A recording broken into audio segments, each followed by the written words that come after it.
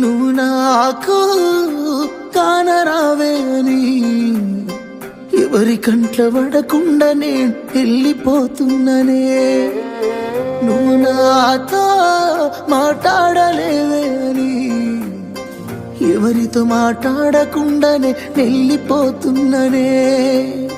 నువ్వు ఈ లోకంలో లేనలేవే అని నేను ఈ లోకాన్ని వదిలేసిపోతున్ననే.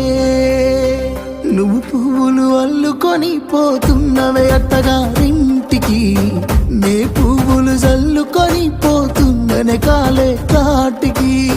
నువ్వు పువ్వులు అల్లుకొని